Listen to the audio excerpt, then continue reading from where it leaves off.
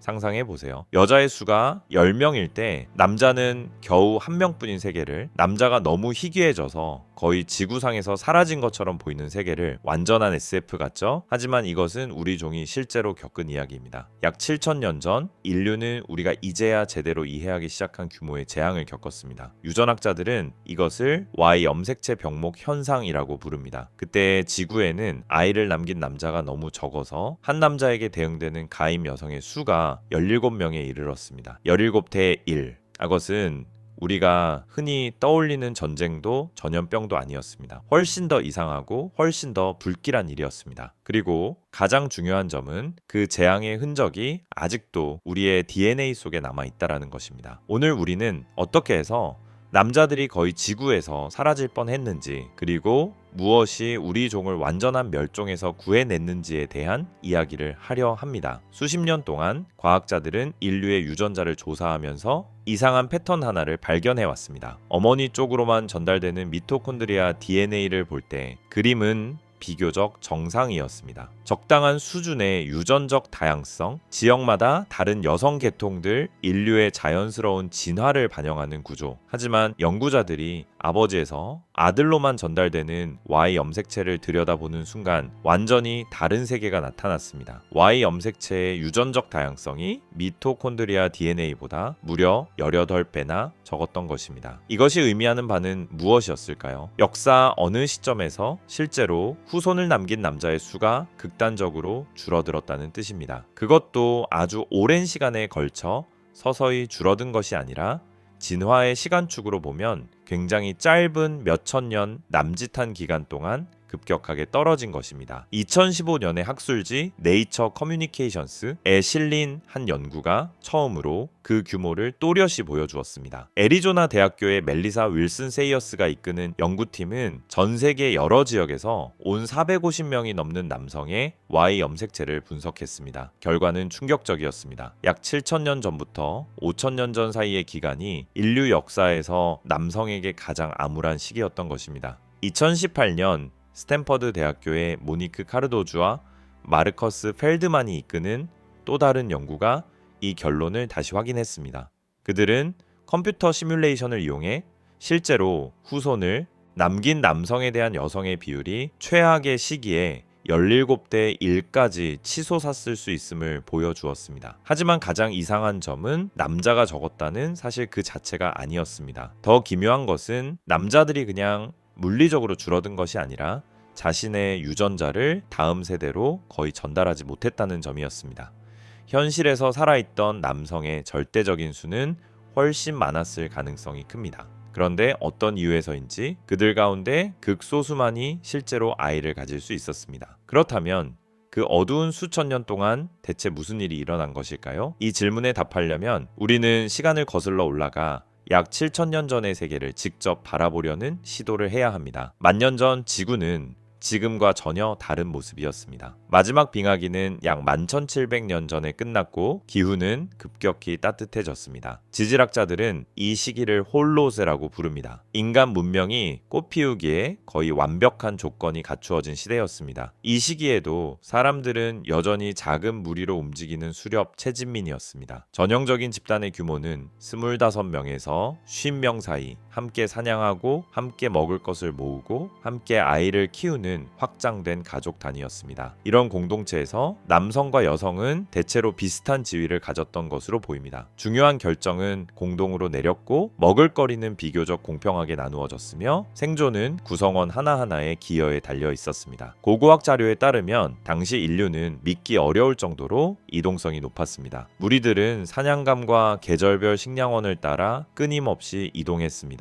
그 과정에서 서로 다른 집단들이 자주 마주쳤고 물건뿐 아니라 유전자와 지식도 섞였습니다. 그 시기 Y 염색체의 유전적 다양성은 매우 높았습니다. 이는 많은 서로 다른 남성 계통이 자신의 유전자를 다음 세대로 전달할 기회를 얻었음을 의미합니다. 평균적으로 각 남성은 아버지가 될 가능성이 서로 크게 다르지 않았습니다. 그러나 어느 순간 무언가가 바뀌었습니다. 약 10,000년 전 오늘날 이라크, 시리아, 레바논, 이스라엘, 요르단 일대를 아우르는 비옥한 초승달 지역에서 사람들이 혁명적인 한 걸음을 내딛습니다. 이들은 곡물을 재배하는 법을 배운 것입니다. 최초로 길들여진 작물에는 외알밀, 보리, 렌틸콩 등이 있었습니다. 가장 이른 농경 정착지의 연대 측정 결과 이러한 마을들은 기원전 9500년 무렵에 이미 존재했던 것으로 보입니다. 오늘날 터키 지역의 괴베클리 테페 유적은 기원전 9600년 무렵으로 추정되는데 이미 상당히 복잡한 의식과 조직화된 사회 구조의 흔적을 보여줍니다. 농업은 모든 것을 바꾸어 놓았습니다. 인류 역사상 처음으로 사람들은 당장 오늘 먹을 양 이상의 식량을 만들어낼 수 있게 되었습니다. 남는 식량, 저장하고 교환하고 통제할 수 있는 여분의 자원이 생긴 것입니다. 그리고 그것은 스스로 먹이를 구하지 않는 사람들도 함께 먹여 살릴 수 있다는 뜻이기도 했습니다. 인구는 폭발적으로 증가하기 시작했습니다. 끊임없이 이동해야 하는 수렵 채진민은 자연스럽게 출산을 제한할 수밖에 없었습니다. 여러 아이를 한꺼번에 안고 다니며 이동하는 것은 거의 불가능했으니까요. 하지만 한 곳에 정착해 농사를 짓는 사람들은 자신이 먹일 수 있는 한 아이를 많이 낳을 수 있었습니다. 마을은 점점 커졌고 마침내 도시라 부를 만한 장소들이 나타났습니다. 아나톨리아의 차탈 회위크는 기원전 7500년 무렵부터 기원전 5700년 무렵까지 존재했으며 최대 8000명 정도가 살았던 것으로 보입니다. 당시로서는 상상하기 힘든 규모였습니다. 그리고 바로 이 시점, 인류가 마치 황금 시대로 들어가는 것처럼 보이던 때 유전자 수준에서는 재앙이 시작됩니다. 자료를 보면 대략 기원전 7000년에서 6000년 사이 어딘가에서 Y 염색체의 다양성이 급격히 떨어지기 시작합니다. 새로운 생활 방식 속에서 점점 더 적은 수의 남성만이 자신의 유전자를 남길 수 있게 된 것입니다. 그 이유는 무엇이었을까요? 제2장 불평등의 탄생 답은 소유에서 시작됩니다. 무언가를 가질 수 있게 되었을 때부터 모든 것이 달라졌습니다. 수렵 채집 시절 사람들에게는 거의 소유물이 없었습니다. 그들이 가진 모든 것은 언제든 들고 이동할 수 있어야 했습니다. 음식은 거의 저장하지 않았습니다. 바로 먹지 않으면 금세 상했기 때문입니다. 농업이 시작되자 땅이 등장했습니다. 그리고 땅에는 차이가 있었습니다. 어떤 땅은 더 비옥했고 어떤 땅은 물가에 더 가까웠으며 또 어떤 땅은 외부 침입으로부터 더 잘 보호되어 있었습니다. 인류 역사상 처음으로 사람들은 진짜로 값어치 있는 것을 갖게 되었습니다. 축적할 수 있고 자식에게 물려줄 수 있는 무언가. 그러자 곧 이런 질문이 생겨났습니다. 이걸 누구에게 물려줄 것인가? 신석기 마을의 발굴에서는 분명한 재산 격차의 흔적이 보입니다. 차타로의 위크에서도 어떤 집은 다른 집보다 훨씬 컸습니다. 그 안에는 더 많은 값 나가는 물건, 더 좋은 도구, 더 정교한 장식품이 묻혀 있었습니다. 반면 다른 집들은 훨씬 소박하고 가난했습니다. 이 시기 무덤을 분석하면은 더 뚜렷한 그림이 나옵니다. 오늘날 불가리아의 바르나 네크로폴리스는 기원전 4600년에서 4200년 무렵으로 추정되는데 이곳에서 발굴된 한 무덤에는 순금 장식품이 6kg이 넘게 쏟아졌습니다. 인류가 금을 대규모로 사용한 가장 오래된 사례입니다. 그러나 진짜 흥미로운 점은 금의 양 그 자체가 아니라 그 금이 누구의 것이었는가였습니다. 가장 부유한 무덤은 전부 남성의 것이었습니다. 같은 시기의 여성 무덤에는 훨씬 적은 귀중품만이 들어있었습니다. 이는 이미 그 시기부터 분명한 사회적 위계가 형성되었음을 시사합니다. 그리고 그 위계에서 남성들이 지배적인 자리를 차지하기 시작했다는 뜻이기도 합니다. 왜 이런 일이 벌어졌을까요? 그 답의 일부는 당시 농업의 성격 속에 숨어 있습니다. 사냥의 성공이 날렵함과 경험, 팀워크에 달려 있었다면 초기 농업의 성공은 무엇보다 순수한 근력에 의존했습니다.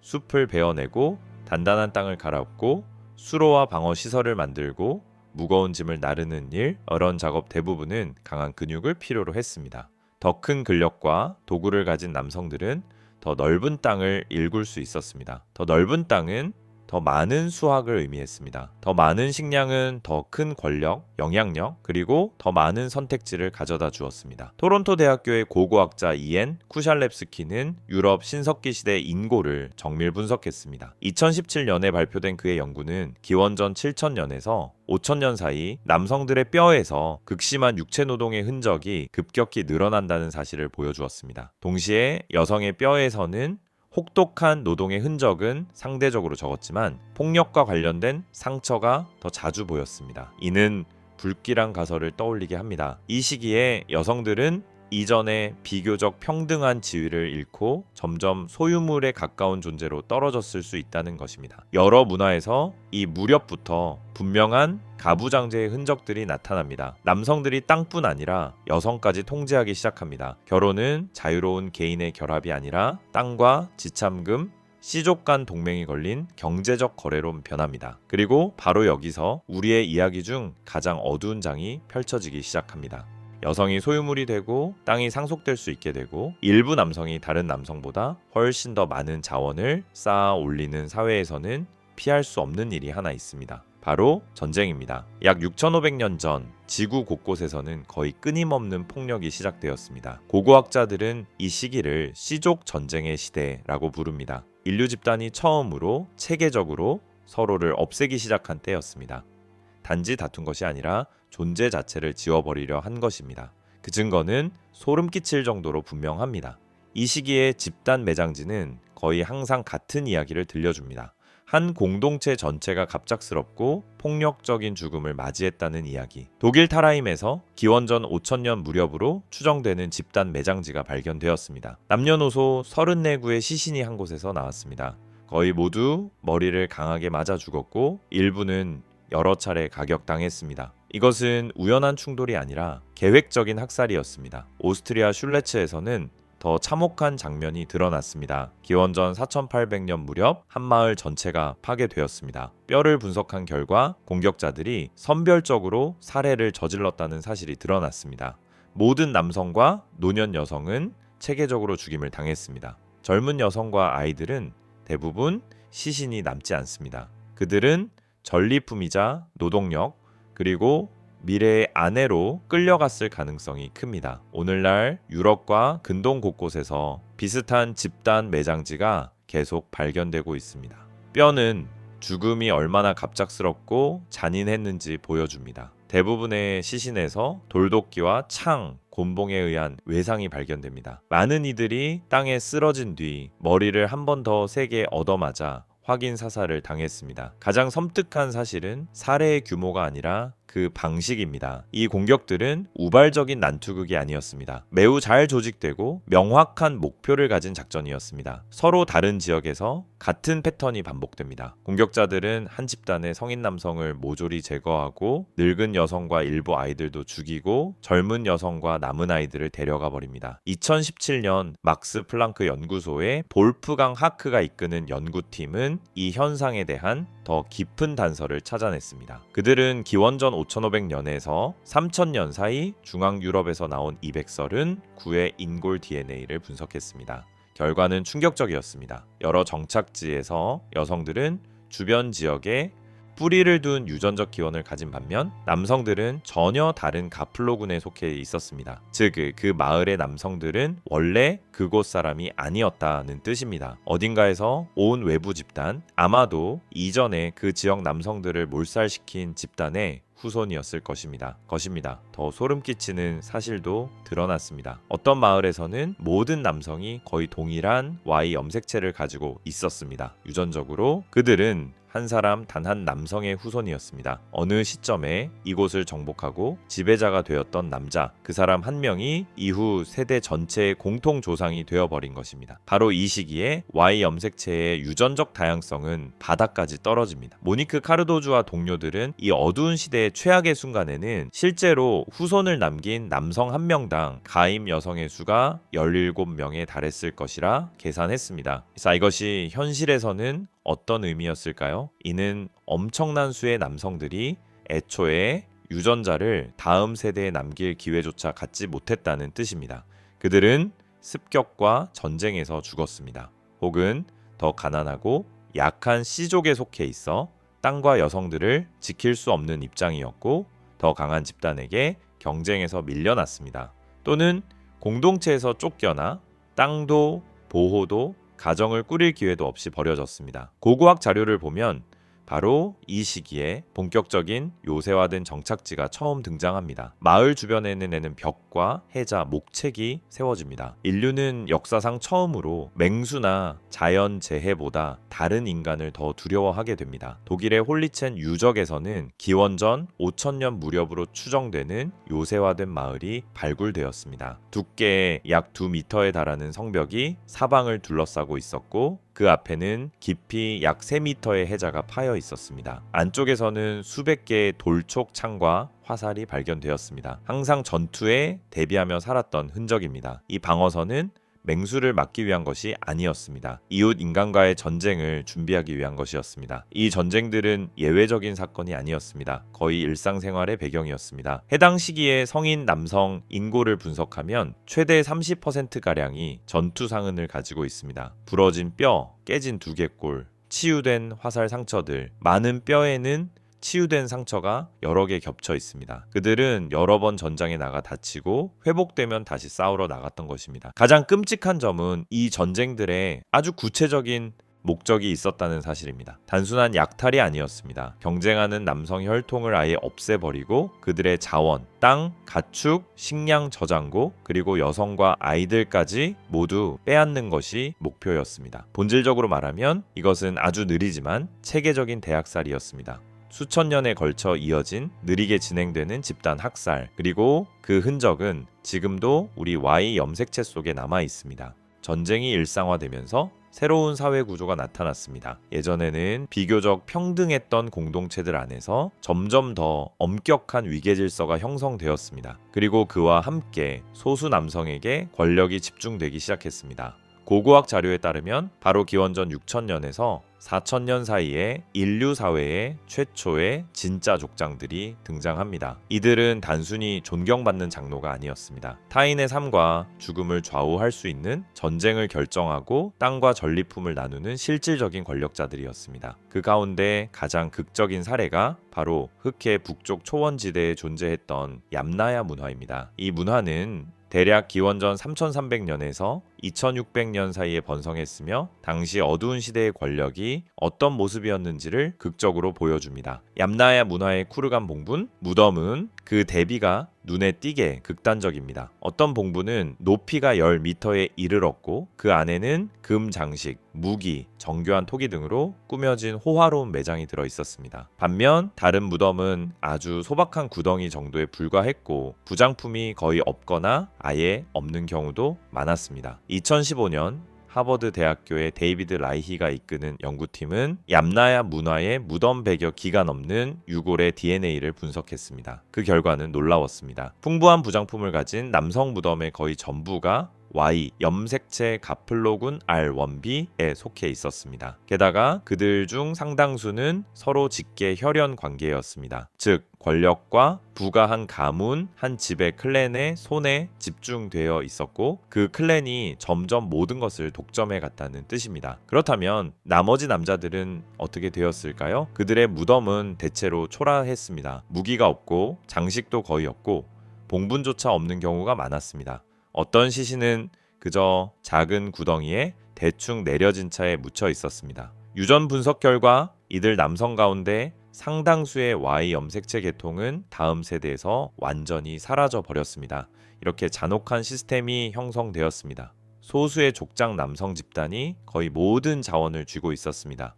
땅과 가축, 식량 저장고, 전문 기술까지 그들은 더 좋은 무기와 옷을 갖고 있었고 더 많은 하인과 수행원을 거느렸습니다.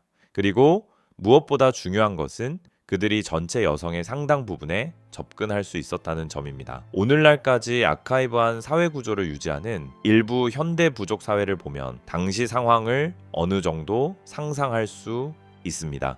뉴기니나 아마존의 몇몇 집단에서는 족장이 10명에서 15명까지 아내를 두는 반면 평범한 남성들은 수년 동안 홀로 지내며 결혼 기회를 얻지 못합니다. 유전 자료는 비슷한 일이 6000년 전에도 벌어졌다는 사실을 시사합니다. 특정 남성 계통들이 압도적으로 많은 후손을 남겼다는 것입니다. 한 번에 Y 염색체 계통이 다음 세대에서 수백, 수천 명의 후손을 만들어낼 수 있었습니다. 반면 다른 계통은 흔적도 없이 사라졌습니다. 스탠퍼드의 마르커스 펠드만이 만든 수학 모델은 이처럼 극단적인 불균형이 가능하려면 소수의 남성들이 가임 여성 대부분을 독점하고 있었어야 한다고 보여줍니다. 즉, 미래 세대의 대부분이 그 소수 남자의 후손이었다는 뜻입니다. 하지만 족장들은 어떻게 이런 권력을 유지했을까요?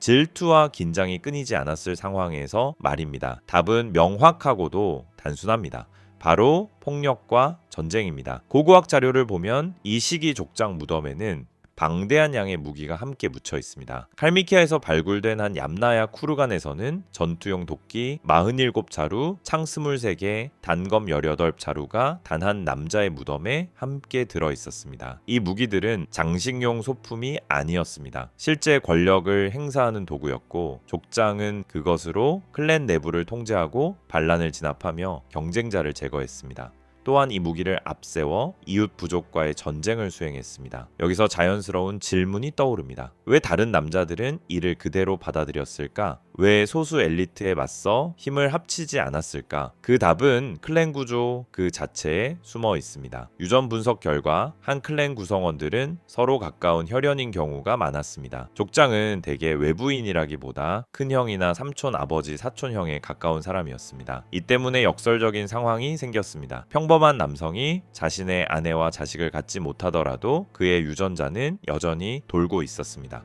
혈연 관계인 족장과 그 수많은 자녀들이 그의 유전자를 함께 이어가고 있었기 때문입니다. 진화적인 관점에서 보면 족장인 친척을 지지하는 편이 그를 전복하려다 죽을 위험을 감수하는 것보다 나았던 셈입니다. 이렇게 악순환이 굳어졌습니다. 족장은 점점 더 강력해졌고 더 많은 땅과 가축, 포로와 무기를 손에 넣었습니다. 평범한 남자들은 후손을 남길 기회를 얻기가 점점 더 어려워졌습니다. Y 염색체의 유전적 다양성은 계속 줄어들며 소수 지배 계통주의로 점점 더 조여들었습니다. 그러는 사이 세상은 더 큰 격변을 준비하고 있었습니다. 곧 수레와 전차, 청동 같은 새로운 기술이 등장해 족장들의 권력을 거의 절대적인 수준까지 끌어올리고 그들의 지배를 수백 년, 수천 년 동안 굳혀줄 것입니다.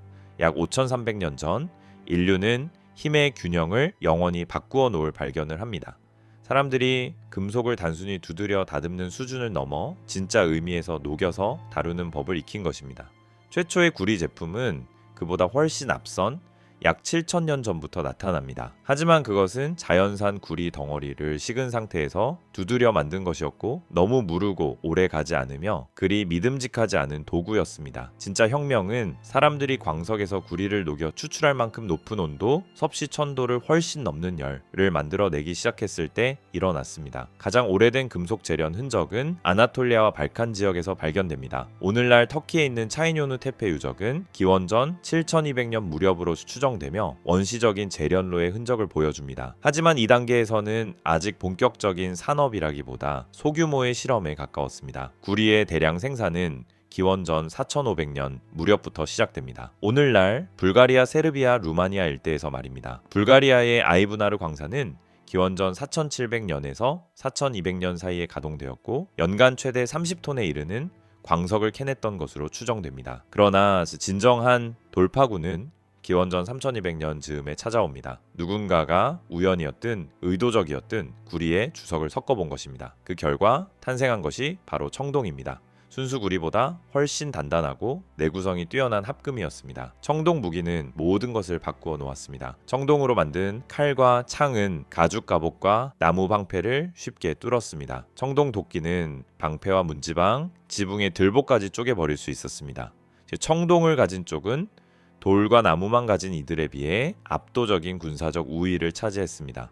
동시에 청동 생산은 매우 복잡한 기술과 희귀 자원을 필요로 했습니다. 구리는 비교적 여러 곳에서 구할 수 있었지만 주석은 극히 드물었습니다. 주요 산지는 아프가니스탄, 브리튼 제도의 코널, 그리고 중앙 유럽의 광산지대에 집중되어 있었습니다. 이는 곧 청동을 통제할 수 있는 자들이 가장 부유하고 강력한 족장들이었음을 의미합니다.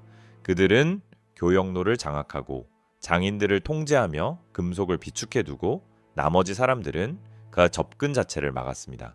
고고학 자료는 청동이 등장한 시기에 사회적 불평등이 급격히 심화되었음을 보여줍니다. 2019년 고고학자 크리스티안 크리스타가 수행한 유럽 초기 청동기 시대 무덤 분석은 매우 극적인 그림을 그려냅니다. 가장 부유한 무덤에는 최대 5kg에 이르는 청동 제품, 무기, 장신구, 그릇 등이 묻혀 있었습니다. 당시 기준으로 이는 엄청난 가치였습니다. 청동 1kg을 만드는 데만 숙련된 장인 여러 명이 수개월 동안 일해야 했기 때문입니다. 반면 이 시기 무덤의 약 70%에는 어떤 금속 제품도 들어있지 않습니다. 이 사람들은 자신들이 살던 시대의 핵심 기술, 즉 청동에 사실상 접근하지 못한 채 살고 죽었습니다. 청동 무기는 전쟁을 더 피비린내 나게 만들었을 뿐 아니라 훨씬 더 일방적인 것으로 바꾸어 놓았습니다. 청동 칼과 창으로 무장한 클랜은 돌 도구밖에 없는 10개의 클랜을 손쉽게 제압할 수 있었습니다.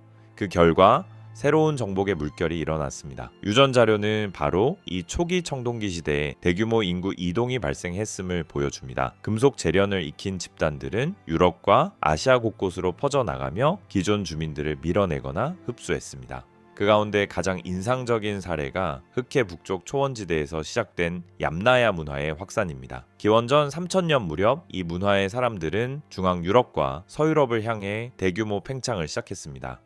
2018년 애실린 한 연구에서 데이비드 라이히가 이끄는 팀은 중앙 유럽에서 나온 179구의 인골 DNA를 분석했습니다. 기원전 3000년에서 2500년 사이 중앙 유럽 인구의 유전 구조가 급격히 바뀐 것입니다.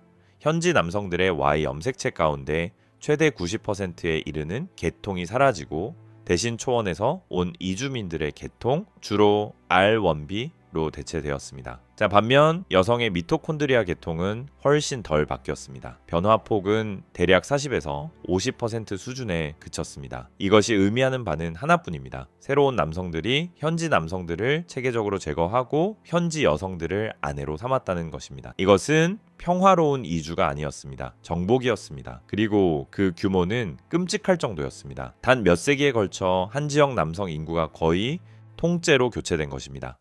고고학 발굴은 이러한 폭력성을 뒷받침합니다. 유럽 곳곳에서 이 시기에 해당하는 집단 매장지가 발견되는데 대부분 잔혹한 죽음의 흔적을 지니고 있습니다. 독일 을라우에서는 4가족이 함께 묻힌 무덤이 발견되었습니다. 이들은 모두 기원전 2600년 무렵에 살해된 것으로 보입니다. 상처 분석 결과 성인 남성들은 머리를 가격당해 살해되었습니다. 여성과 아이들도 대부분 죽임을 당했고 일부 젊은 여성은 유골이 남아있지 않은 것으로 보아 살아있는 포로로 끌려갔을 가능성이 큽니다. 청동을 가진다는 것은 군사적 우위뿐 아니라 새로운 경제 시스템을 의미했습니다. 청동 도구는 돌 도구보다 훨씬 효율적이었습니다. 더 잘 자르고 더 오래 버티고 더 적은 힘으로 같은 일을 해낼 수 있었습니다. 농사는 더 생산적이 되었고 식량 인견은 더 커졌습니다. 하지만 그 인견은 고르게 나누어지지 않았습니다. 금속 생산과 저장, 분배를 통제하는 이들의 손에 집중되었습니다.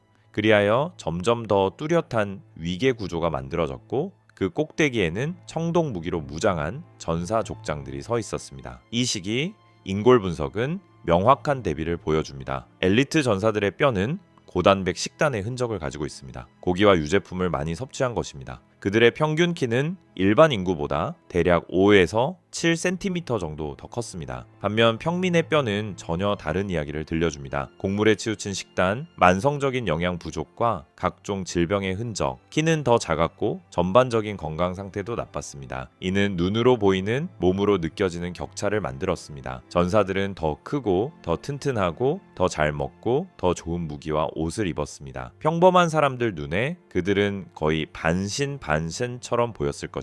그리고 바로 이 반신들 대부분이 후손을 남겼습니다. 유전 자료에 따르면 초기 청동기 시대의 Y 염색체의 다양성은 인류 역사 전체를 통틀어 최저 수준에 도달했습니다. 2018년 모니카 카르도주는 기원전 2800년에서 2200년 사이가 관측 가능한 범위에서 가장 암울한 시기였다고 계산했습니다. 이때 후손을 남긴 여성에 대한 남성의 비율은 최악의 순간 기준으로 17대 1에 이르렀습니다. 이는 당시 살던 남성 17명 가운데 단 한 명만이 실제로 유전자를 다음 세대로 전달했다는 뜻입니다. 나머지 16명은 아무런 직계 후손을 남기지 못한 채 사라졌습니다. 그들은 모두 어디로 갔을까요? 일부는 끝없는 전쟁 속에서 목숨을 잃었습니다. 일부는 너무 가난해 가정을 꾸리고 부양할 수 없었습니다. 일부는 부족에서 쫓겨났습니다.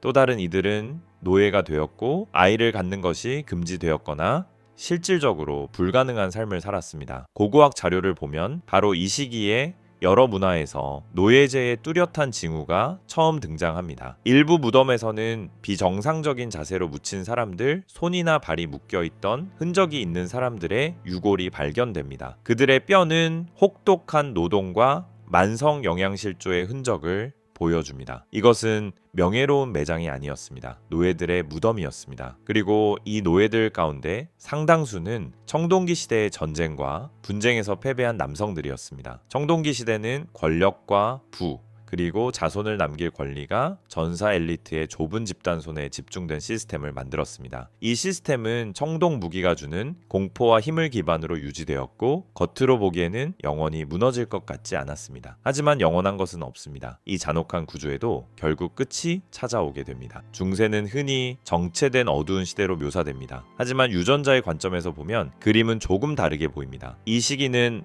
남성 혈통의 다양성이 느리지만 꾸준히 회복되던 시대였습니다. 서유럽에서 봉건제가 자리 잡은 것은 대략 10번째 세기 무렵이었습니다. 물론 이 체제에는 잔혹한 요소가 적지 않았습니다. 귀족은 막대한 특권을 누렸고 농민은 땅에 묶여 있었으며 사회적 위계는 엄격하고 거의 움직이지 않았습니다. 그럼에도 이 체제의 가장 밑바닥에는 고대 노예제 사회에는 없었던 최소한의 보장이 존재했습니다. 로마 시대의 노예와 달리 중세의 농노는 법적으로 가족을 가질 권리가 있었습니다. 그의 자녀는 법적으로 주인이 아니라 아버지의 소유로 인정되었습니다. 그는 자기 집과 작은 땅, 가축을 소유할 수 있었습니다. 물론 그는 영주의 땅에서 부역을 해야 했지만 그의 사생활은 고대 노예만큼 완전히 통제되지는 않았습니다. 세례, 혼인, 장례를 기록한 교회 문서, 이른바 본당 장부를 보면 대다수 농민 남성이 실제로 결혼했다는 사실이 드러납니다. 남성의 평균 초혼 연령은 대략 24살에서 26살, 여성은 18살에서 20살 정도였습니다. 2016년 인구학자 리처드 스미스는 13, 14세기 영국 여러 본당의 기록을 수천 건 분석했습니다. 그 결과 30살까지 살아남은 남성의 약 85%에서 90%가 결혼한 상태였다는 사실이 드러났습니다. 이는 앞선 시대와 극명하게 대조됩니다. 로마 제국이나 청동기 시대에는 노예, 신분군, 복무 극심한 빈곤 때문에 아예 가정을 꾸릴 기회조차 가지지 못한 남성이 많았습니다. 이제는 거의 모든 농민 남성이 현실적인 결혼 가능성을 갖게 된 것입니다. 여기에는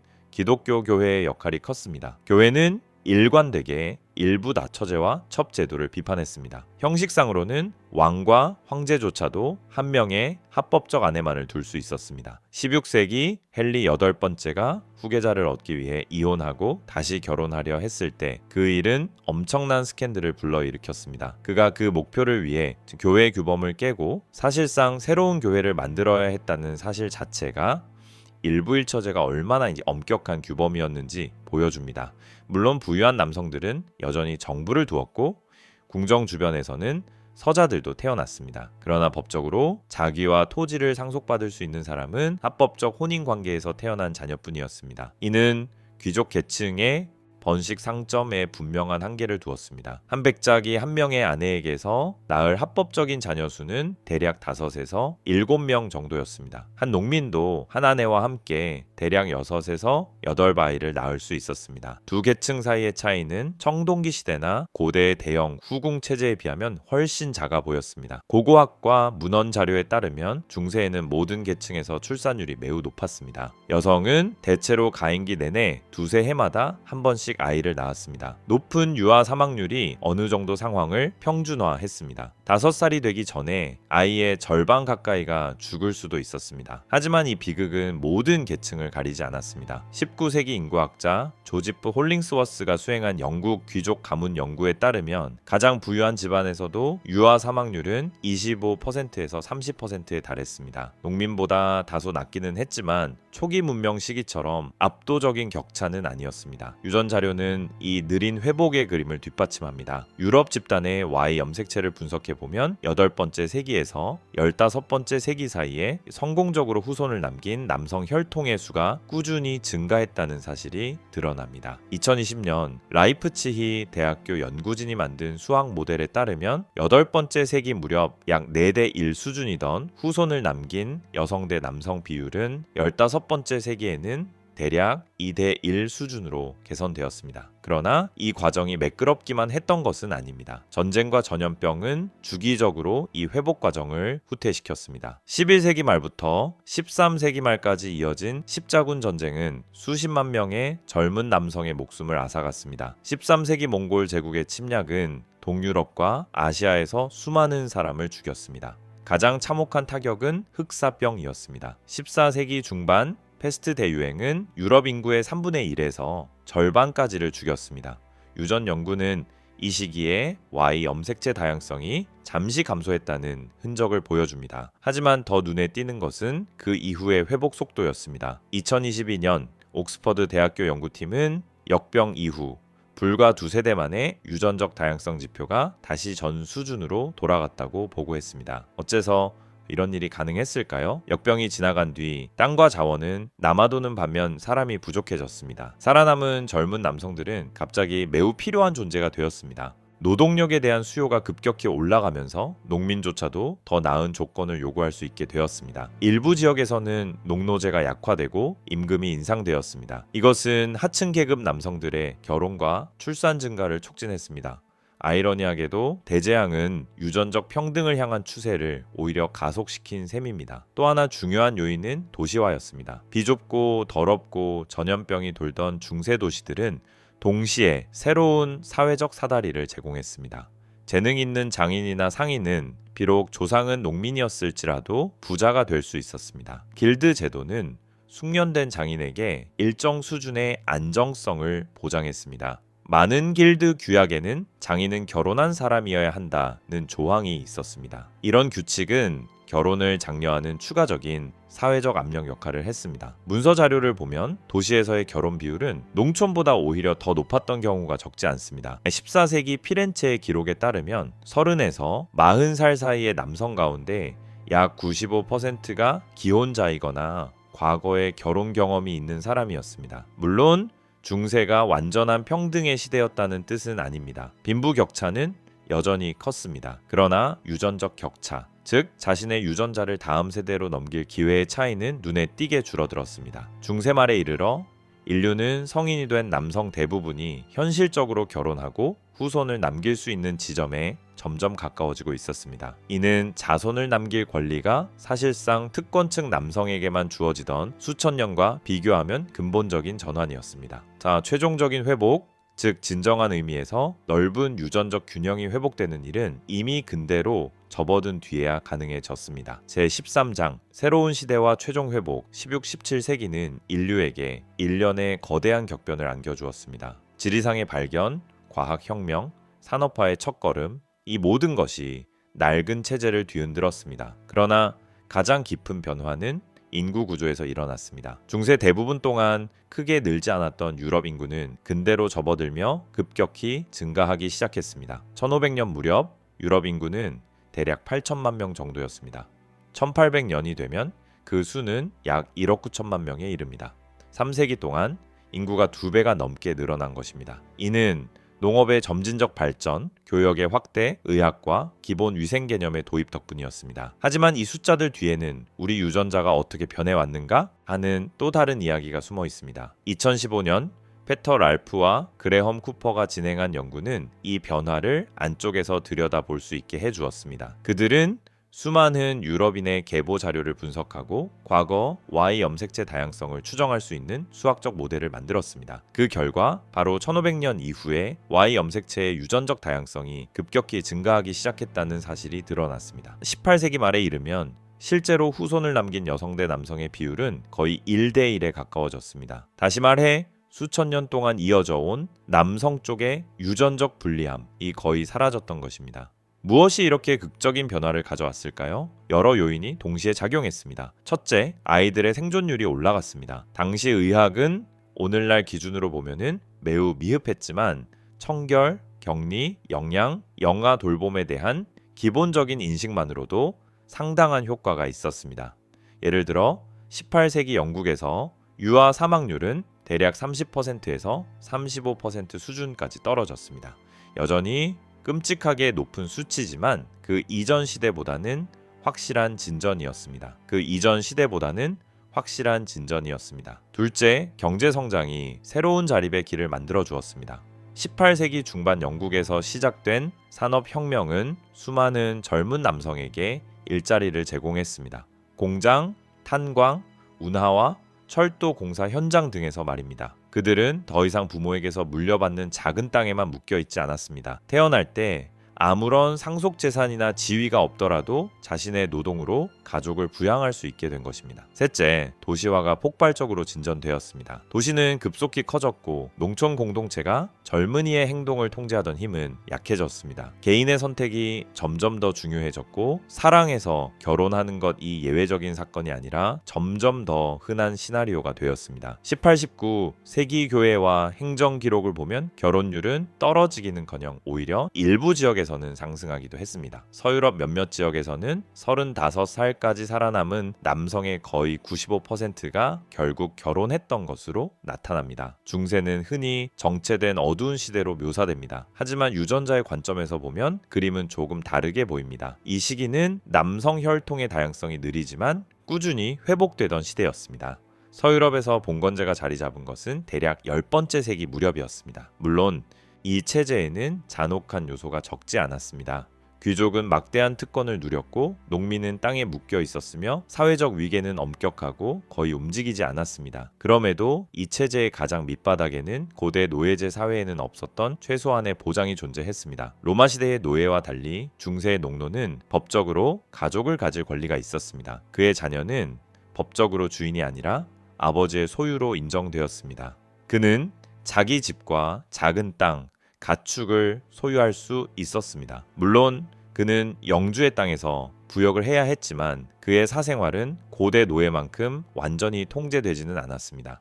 세례, 혼인, 장례를 기록한 교회 문서, 이른바 본당장부를 보면 대다수 농민 남성이 실제로 결혼했다는 사실이 드러납니다.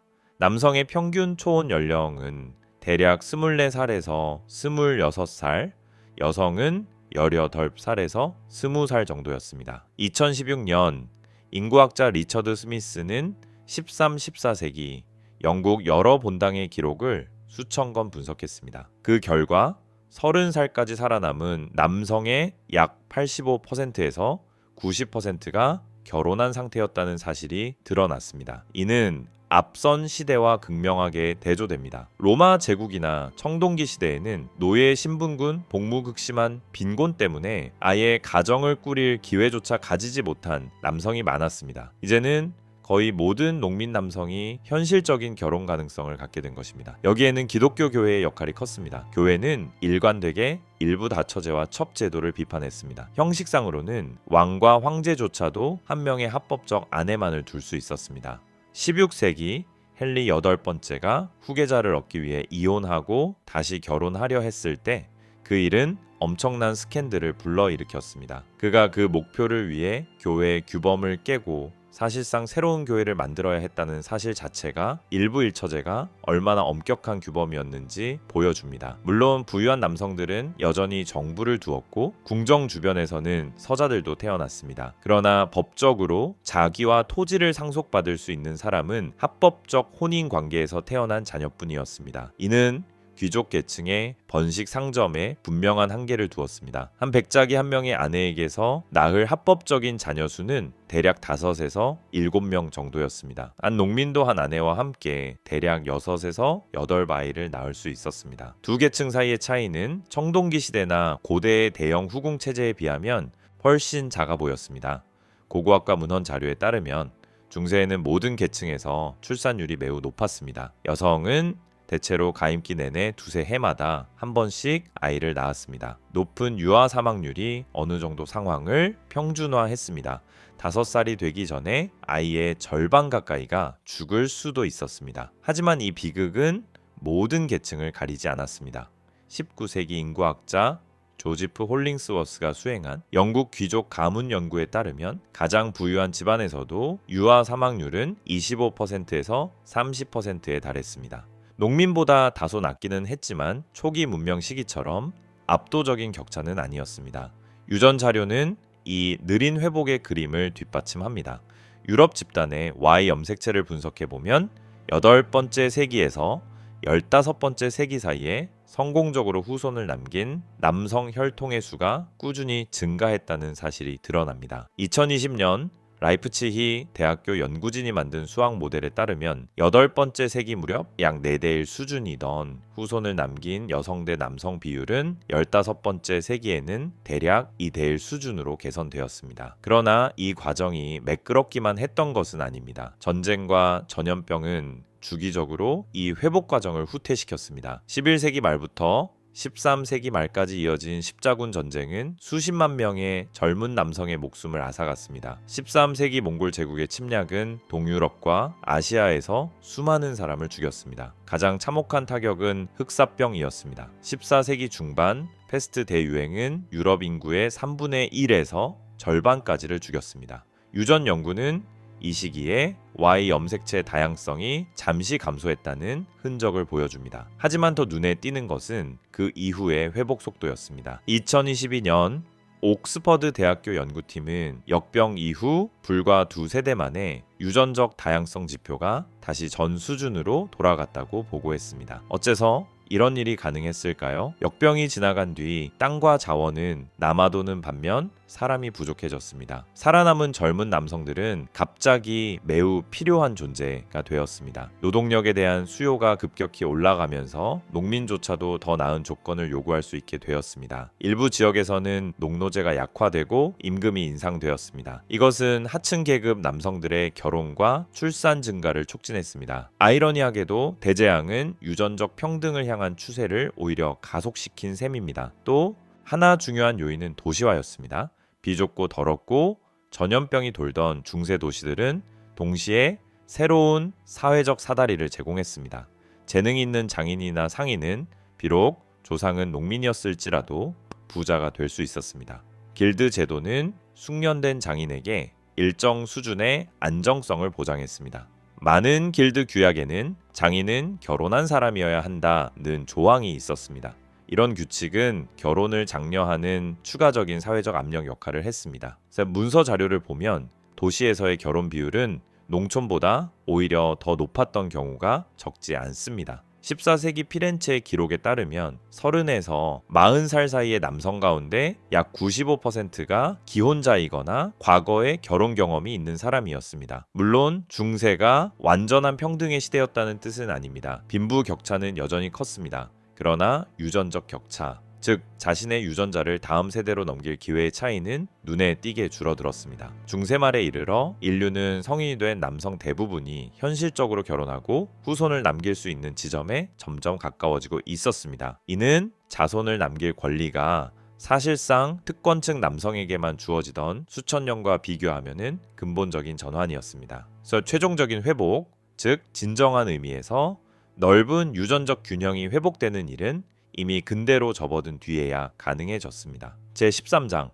새로운 시대와 최종 회복 16, 17세기는 인류에게 일련의 거대한 격변을 안겨주었습니다. 지리상의 발견, 과학혁명, 산업화의 첫걸음, 이 모든 것이 낡은 체제를 뒤흔들었습니다. 그러나 가장 깊은 변화는 인구 구조에서 일어났습니다. 중세 대부분 동안 크게 늘지 않았던 유럽 인구는 근대로 접어들며 급격히 증가하기 시작했습니다. 1500년 무렵 유럽 인구는 대략 8천만 명 정도였습니다. 1800년이 되면 그 수는 약 1억 9천만 명에 이릅니다. 3세기 동안 인구가 2배가 넘게 늘어난 것입니다. 이는 농업의 점진적 발전, 교역의 확대, 의학과 기본 위생 개념의 도입 덕분이었습니다. 하지만 이 숫자들 뒤에는 우리 유전자가 어떻게 변해왔는가 하는 또 다른 이야기가 숨어 있습니다. 2015년 페터 랄프와 그레험 쿠퍼가 진행한 연구는 이 변화를 안쪽에서 들여다볼 수 있게 해주었습니다. 그들은 수많은 유럽인의 계보 자료를 분석하고 과거 Y 염색체 다양성을 추정할 수 있는 수학적 모델을 만들었습니다. 그 결과 바로 1500년 이후에 Y 염색체의 유전적 다양성이 급격히 증가하기 시작했다는 사실이 드러났습니다. 18세기 말에 이르면 실제로 후손을 남긴 여성 대 남성의 비율은 거의 1대1에 가까워졌습니다. 다시 말해 수천 년 동안 이어져 온 남성 쪽의 유전적 불리함이 거의 사라졌던 것입니다. 무엇이 이렇게 극적인 변화를 가져왔을까요? 여러 요인이 동시에 작용했습니다. 첫째, 아이들의 생존율이 올라갔습니다. 당시 의학은 오늘날 기준으로 보면은 매우 미흡했지만 청결, 격리, 영양, 영아 돌봄에 대한 기본적인 인식만으로도 상당한 효과가 있었습니다. 유아 사망률은 대략 30%에서 35% 수준까지 떨어졌습니다. 여전히 끔찍하게 높은 수치지만 그 이전 시대보다는 확실한 진전이었습니다. 둘째, 경제 성장이 새로운 자립의 길을 만들어 주었습니다. 18세기 중반 영국에서 시작된 산업혁명은 수많은 젊은 남성에게 일자리를 제공했습니다. 공장, 탄광, 운하와 철도 공사 현장 등에서 말입니다. 그들은 더 이상 부모에게서 물려받는 작은 땅에만 묶여 있지 않았습니다. 태어날 때 아무런 상속 재산이나 지위가 없더라도 자신의 노동으로 가족을 부양할 수 있게 된 것입니다. 셋째, 도시화가 폭발적으로 진전되었습니다. 도시는 급속히 커졌고 농촌 공동체가 젊은이의 행동을 통제하던 힘은 약해졌습니다. 개인의 선택이 점점 더 중요해졌고 사랑해서 결혼하는 것, 이 예외적인 사건이 아니라 점점 더 흔한 시나리오가 되었습니다. 18, 19 세기 교회와 행정 기록을 보면 결혼율은 떨어지기는커녕 오히려 일부 지역에서는 상승하기도 했습니다.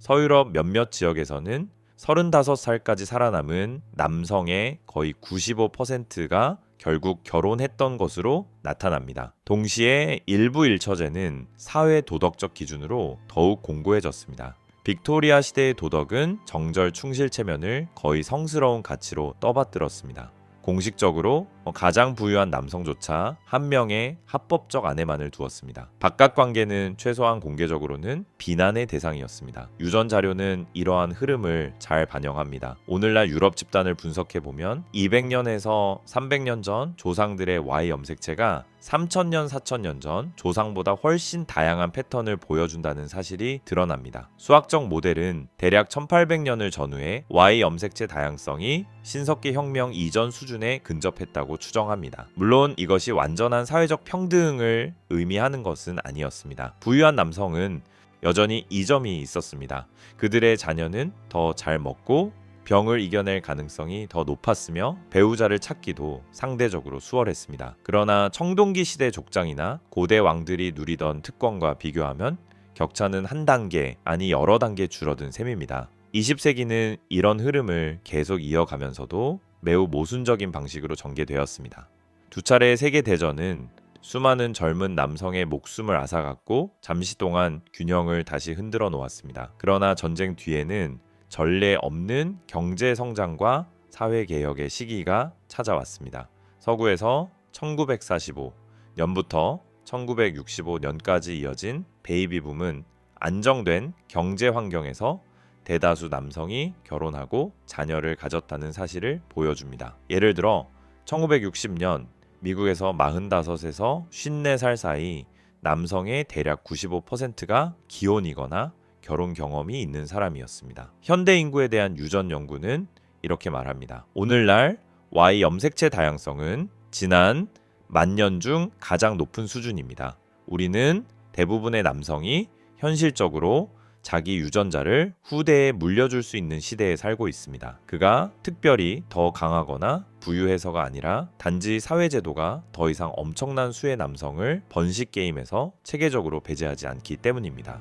물론 새로운 고민도 등장했습니다. 선진국에서는 출산율이 떨어지고 아이 없이 사는 삶을 선택하는 사람이 늘어나고 있습니다. 하지만 그것은 배제와 강요가 아니라 선택의 문제에 가까운 새로운 이야기입니다. 결론, 마지막 4-5분. 우리는 방금 함께 만년에 걸친 여정을 지나왔습니다. 첫 농부들에서 스마트폰과 우주 망원경의 시대까지 신석기 혁명이 모든 것을 바꾸어 놓은 순간에서 유전적 다양성이 마침내 회복된 오늘에 이르기까지. 그러나 이것은 단지 유전자와 그래프, 비율에 관한 이야기가 아닙니다. 수십억 개의 인간 삶에 관한 이야기입니다. 전쟁을 하고 땅을 갈고 도시를 세우고 사랑하고 꿈꾸었지만 무덤의 뼈 외에는 아무 흔적도 남기지 못한 남자들에 관한 이야기입니다. 17대 1. 이 숫자는 우리 역사에서 가장 어두웠던 시기 17명의 남성 가운데 오직 한 명만이 자신의 유전자를 우리에게, 오늘을 사는 사람들에게 물려주었다라는 뜻입니다.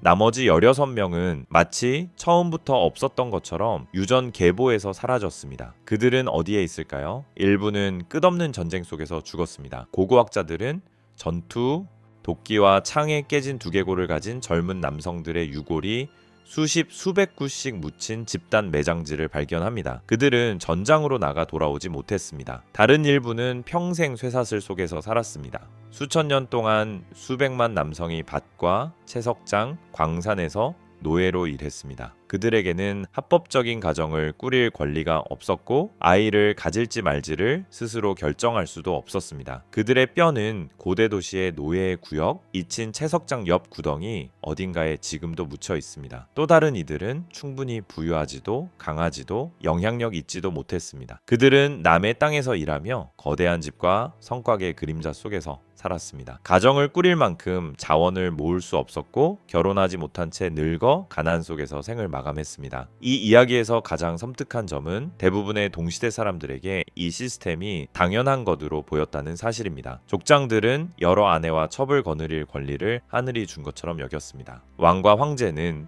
자신이 수백 명의 자녀를 두어야 마땅하다고 믿었습니다. 평범한 남성들은 다른 세상이 존재한다는 상상조차 하지 못했습니다. 원래 세상은 그런 것이라고, 항상 그랬고 앞으로도 그럴 것이라고 믿었습니다. 실제로 이 시스템은 믿기지 않을 만큼 오래 지속되었습니다.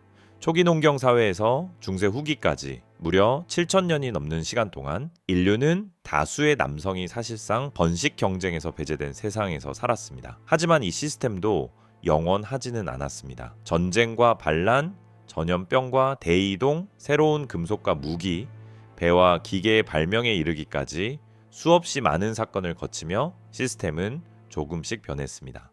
무기는 철 덕분에 더 많은 이들의 손에 들어갔습니다. 도시는 땅 없는 사람에게 새로운 기회를 주었습니다. 기독교는 일부 다처제를 제한하고 일부 일처를 규범으로 만들었습니다. 역병은 노동력 부족을 낳아 각 개인의 가치를 높였습니다. 산업혁명은 이전에는 전혀 전망이 없던 이들에게도 일자리를 주었습니다. 근대화는 더 나은 식생활과 의학, 위생을 가져왔습니다. 이 변화 하나하나는 당시에는 작고 국지적인 일처럼 보였을지도 모릅니다. 하지만 이들이 쌓이고 쌓여 몇 세기 만에 사회 전체를 뒤바꾸는 눈사태 같은 효과를 만들어냈습니다. 오늘 우리는 청동기 시대 사람들이 상상조차 할 수 없었던 현실 속에 살고 있습니다. 대다수 남성이 일생에 한 번쯤은 결혼을 경험하는 세상, 가난한 집이든 부유한 집이든 대부분의 아이가 성인이 될 기회를 가지는 세상, 당신의 조상이 왕이나 족장이 아니더라도 재능과 노력만으로 일정 수준의 성공에 이를 수 있는 세상. 유전 자료는 이 사실을 분명히 말해줍니다. 오늘날 인류의 Y 염색체 다양성은 지난 만년 중 가장 높은 수준입니다. 우리는 승자뿐 아니라 패자의 후손이고 부자뿐 아니라 가난한 이들의 후손이며 왕뿐 아니라 농민의 후손입니다. 우리 각자 안에는 그 보이지 않는 16명의 흔적이 섞여 있습니다. 직계 자손을 남기지 못했던 남성들, 하지만 그들의 형제 사촌먼 친척들이 비슷한 유전자를 다음 세대로 넘겼습니다. 우리는 단지 승리와 권력의 결과물이 아니라 패배와 저항, 주변부의 삶까지 모두 합쳐진 결과입니다. 이 이야기는 문명이 치른 대가를 상기시켜 줍니다. 한 걸음의 발전마다 목숨이 희생되었습니다. 신석기 혁명은 우리에게 빵을 주었지만 유전적 다양성의 일부를 앗아갔습니다. 청동기 시대는 재련술과 국가를 가져왔지만 전례 없는 불평등도 함께 만들었습니다. 철기 시대는 무기의 민주화로 이어졌지만 수백 년의 전쟁을 통해서였습니다. 중세는 상대적인 안정성을 가져왔지만 그 대가로 농노제를 유지했습니다. 근대화는 지금의 세상을 만들어 주었지만 공장 노동과 새로운 형태의 착취도 함께 나왔습니다. 그럼에도 인류는 앞으로 나아갔습니다. 느리게 수많은 후퇴와 재앙을 겪으면서도 조금씩 더 많은 사람에게 더 많은 기회가 주어지는 방향으로 우리는 아직 이상과는 거리가 멉니다. 불평등과 부정의는 여전히 존재합니다. 그러나 예전처럼 선택받은 소수 남성과 나머지 모두 사이에 넘을 수 없는 생물학적 심연이 존재하지는 않습니다. 17명 가운데 오직 한 남자만이 자신의 유전자를 남길 수 있던 세계는 이미 과거의 일이 되었습니다. 이 변화는 단 하나의 위대한 사상이나 단 한 번의 혁명으로 이루어진 것이 아닙니다. 수없이 많은 작은 큰 변화, 투쟁과 우연, 선택들이 켜켜이 쌓인 결과입니다. 기술, 경제, 문화, 그리고 사람들의 선택이 만들어낸 합성물입니다. 이 사실은 우리에게 중요한 교훈을 줍니다. 변하지 않을 것처럼 보이는 것은 실제로도 변하지 않는 것이 아니라는 점입니다. 자연스럽다고 여겨지는 제도도 무너질 수 있습니다. 현실의 일부로 굳어져 보이는 불평등도 시간이 흐르며 서서히 줄어들 수 있습니다. 오늘은 절망적으로 보이는 문제도 내일은 우리가 아직 상상하지 못한 방식으로 해결될 수 있습니다. 7,000년 전 우리의 선조들은 대부분의 남성이 가정을 꾸릴 기회를 갖는 세상을 상상하지 못했을 것입니다. 그들에게 그것은 도달할 수 없는 유토피아였습니다. 우리는 지금 모든 한계와 모순, 새로운 고민에도 불구하고 그 유토피아 속에 살고 있습니다. 역사가 그렇게 될 수밖에 없어서가 아니라 수천 세대의 사람들이 한 걸음씩 세상을 바꾸어 왔기 때문입니다. 앞으로는 어떻게 될까요? 1000년 뒤 인류는 어떤 모습일까요? 지금의 다양성이 유지될까요? 새로운 형태의 불평등이 나타날까요? 아니면 더 공정한 사회가 만들어질까요? 우리는 알 수 없습니다. 그러나 지난 만년의 역사는 하나의 사실을 보여줍니다. 변화는 가능하다는 것입니다. 한때 남성들이 인류의 유전 지도에서 거의 사라져 버릴 뻔했던 세대는 단순한 먼 전설이 아닙니다. 우리 시스템이 얼마나 쉽게 부서질 수 있는지 알려주는 경고이자 동시에 시스템이 바뀔 때 우리가 얼마나 멀리 갈 수 있는지를 보여주는 증거입니다. 만약 인류가 거의 붕괴 직전에 유전적 위기에서 다양성을 되찾을 수 있었다면 아마도 앞으로 닥칠 다른 위기 역시 극복할 수 있을 것입니다. 우리의 혈관에는 가장 어두운 시대를 버텨낸 사람들의 피가 흐르고 있습니다. 전쟁과 역병, 기근과 노예제를 지나 그래도 삶을 이어간 이들의 피입니다. 우리는 그들의 후손입니다. 그들의 이야기는 곧 우리의 이야기입니다. 인류가 어떻게 해서 스스로의 절반을 거의 잃을 뻔했는지, 그리고 어떻게 다시 돌아오는 길을 찾았는지에 대한 이야기입니다.